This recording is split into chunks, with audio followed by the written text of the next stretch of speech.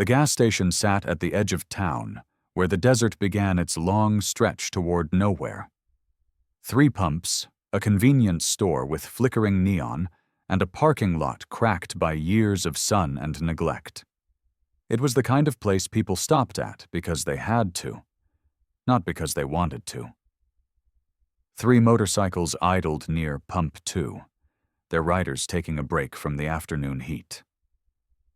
The leader, a woman called Red for the auburn hair that fell past her shoulders, stretched her back and surveyed the empty landscape.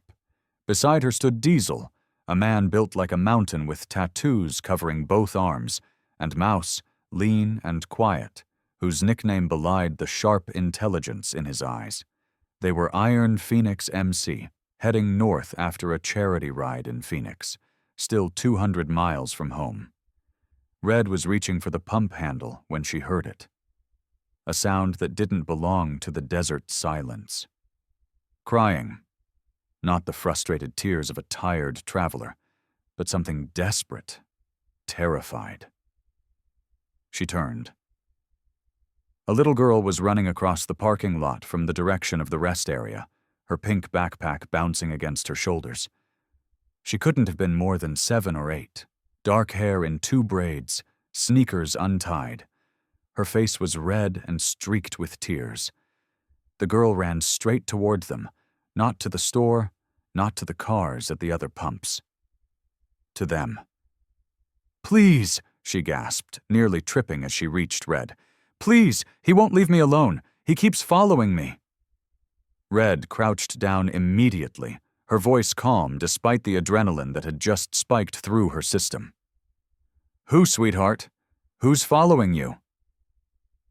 "The man," the girl said, looking back toward the restrooms. "He said he'd help me find my mom, but she's not lost. She's inside. He keeps trying to make me go with him." Diesel and Mouse had moved closer, forming a loose semicircle around the child. Not crowding her, just present. "What's your name?" Red asked. "Lily." "Okay, Lily, I'm Red. This is Diesel and Mouse. You're safe now. Can you point out which man?" Lily's hand trembled as she pointed. A man was walking toward them from the restroom area, purposeful, but not rushed.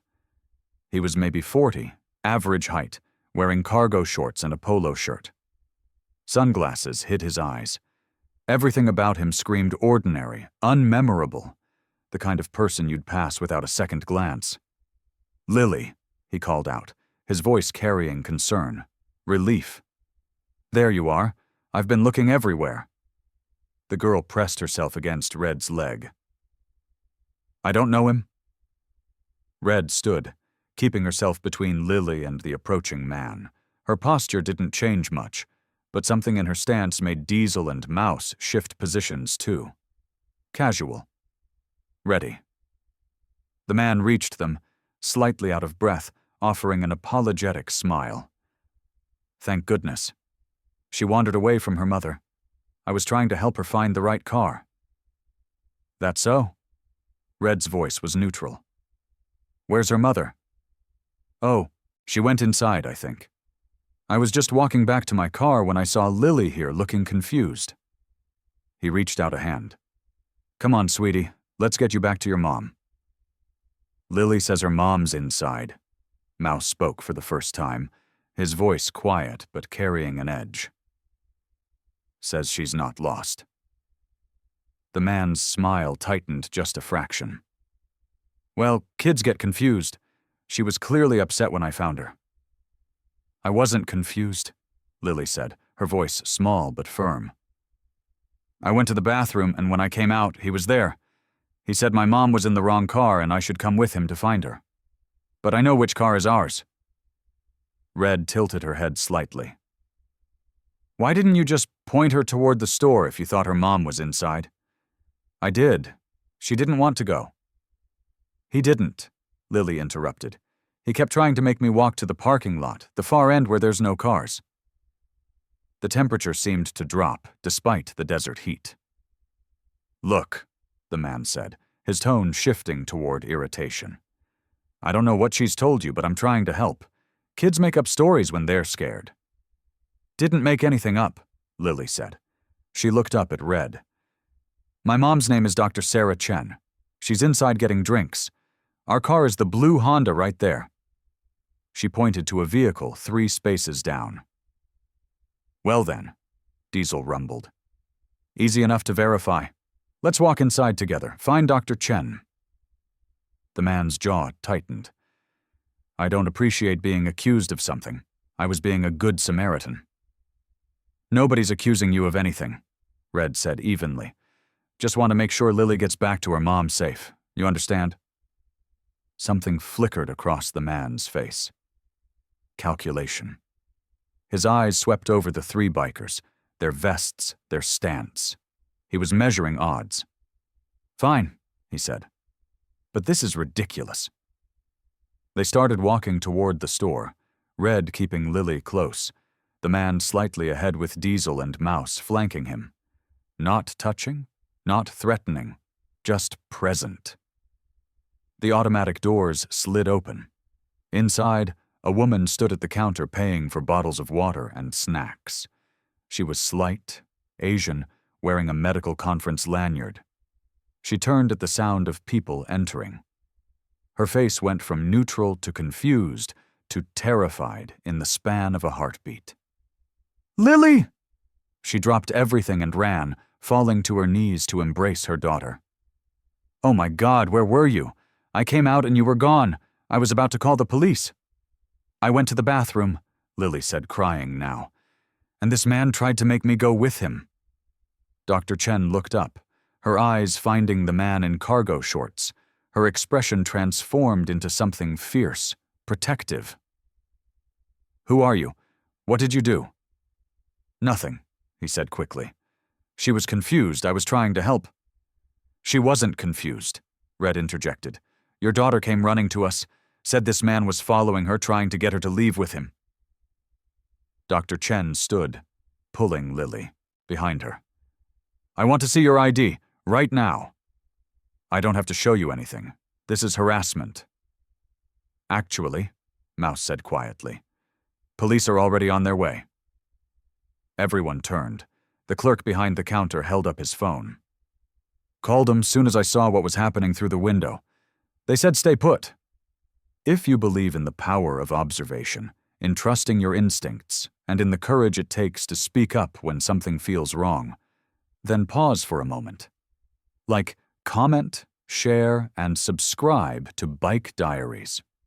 Tell us in the comments where you're watching from today, because this story will remind you that heroes come in all sizes, and sometimes the smallest voices carry the most important messages. The man's composure cracked. His eyes darted toward the exit, but Diesel had moved, blocking the door. Not aggressive, just standing there, immovable. I didn't do anything, the man said, voice rising. This is insane. I tried to help a lost child. She wasn't lost, Dr. Chen said, her voice shaking with barely controlled rage. She knew exactly where I was, where she was. What were you planning to do? Nothing. This is all a misunderstanding. You approached her in the restroom area, Red said. It wasn't a question. Isolated spot. Told her she was confused about where her mom was. Tried to lead her away from witnesses. How many times have you done this? Mouse asked softly. The man's face went pale, then red. I want a lawyer. I'm not saying anything else. The sirens were audible now, growing closer. 2 sheriff's vehicles pulled into the parking lot, lights flashing. 4 deputies emerged, hands near their weapons as they took in the scene. The senior deputy, a woman with gray streaks in her dark hair, entered first. Someone want to tell me what's going on? Dr. Chen spoke first, her words tumbling out. She explained about the conference, the quick stop for gas and snacks, how Lily had asked to use the restroom, how she'd come out to find her daughter gone, panic setting in, how she'd been about to call 911 when they'd walked in. Lily gave her statement next, clear despite her tears. The man approaching her when she left the bathroom. His insistence that her mom was in the wrong place. How he'd tried to guide her toward the empty part of the parking lot. How she'd pulled away and run, seeing the bikers and something in her telling her they'd help. The bikers gave their accounts, straightforward and factual. The man in cargo shorts refused to speak, citing his rights. The deputy nodded slowly. "That's fine. You have the right to remain silent." She turned to her partner. "Run his ID, and I want to search his vehicle." "You need a warrant." "Actually," the deputy said coolly, "I have probable cause. Attempted abduction of a minor. Multiple witnesses." She looked at him hard. "You can cooperate, or we can do this the difficult way." 20 minutes later, they found it. In the trunk of his sedan, hidden under a spare tire. Zip ties, duct tape, a prepaid phone, children's clothing in various sizes, and photographs. Dozens of them. Different children, different locations, some at parks, some at rest stops, some walking home from school. The deputy's face went stone cold. She called for backup, for detectives. The man was handcuffed and placed in the back of a patrol car, his rights read to him in a voice that could have frozen fire. Dr. Chen held Lily close, rocking slightly, tears streaming down both their faces. "Thank you," she whispered to Red. "If you hadn't been there, if she hadn't found you." Her voice broke. "She's a smart kid," Red said. "She trusted her instincts, ran when she knew something was wrong." "But she ran to you. Why? Most kids are taught to be wary of bikers." Red smiled slightly. Maybe that's changing. Or maybe she saw what she needed to see. People willing to stand between her and harm. Detective James Hartley arrived 40 minutes later, having driven from the county seat. He spent 2 hours collecting statements, examining evidence, coordinating with other agencies. When he finally approached the bikers, his expression was grim. "We've been tracking reports," he said quietly. "Missing children along this corridor. Different jurisdictions, different timelines. Nobody connected them until now." He looked at the patrol car where the suspect sat. "You might have just broken open a case we've been chasing for 18 months. "The photos," Mouse said. "Those other kids." Hartley nodded. "We're working on identifying them, seeing if any match our missing persons reports." He paused. "If Lily hadn't run, if you hadn't listened." He didn't finish. Didn't need to. As the sun began its descent toward the horizon, painting the desert in shades of amber and rose, Dr. Chen approached the bikers one final time. Lily stood beside her, holding her mother's hand tightly. "I want you to know," Dr. Chen said, "I teach my daughter to be careful around strangers, to find security guards, police officers, store employees if she needs help." She smiled through her tears. "I never thought to tell her to look for bikers." "Maybe there's a lesson in that," Diesel said, his gravelly voice gentle. "Heroes don't always look like what you expect." Lily stepped forward, pulling something from her backpack. It was a drawing, done in crayon on notebook paper. 3 motorcycles, 3 figures, 1 small girl. Above it in careful letters, "My heroes today." Red took it, studying it carefully. "This is beautiful, Lily, thank you." "Will I ever see you again?" the girl asked. "Roads are long," Red replied. "They cross more than you'd think. But even if they don't, you remember something for me, okay? You trusted yourself today. You knew something was wrong and you acted. That's the most important thing anyone can do."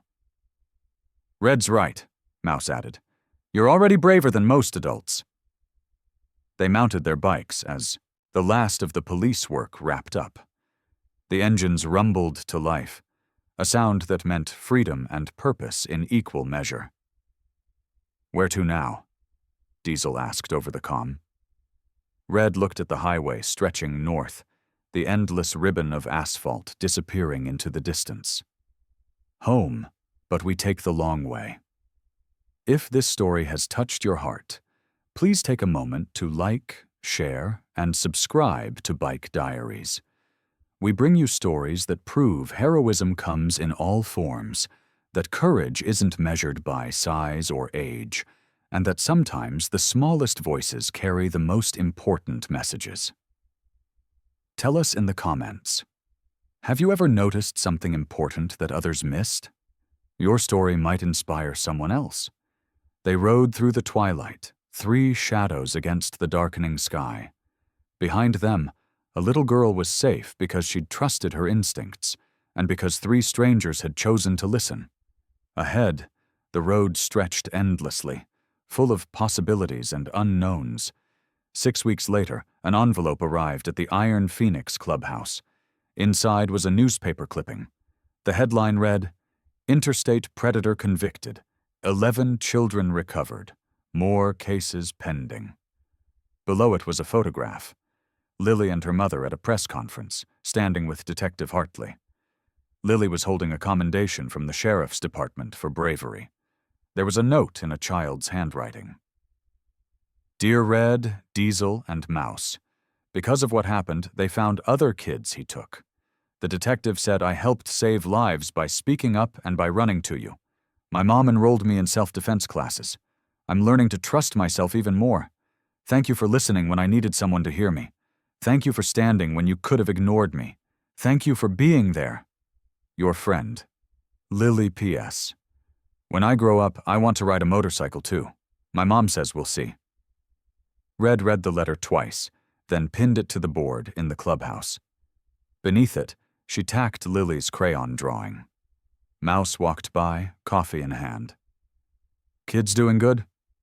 "Better than good," Diesel agreed from across the room. Red touched the drawing gently.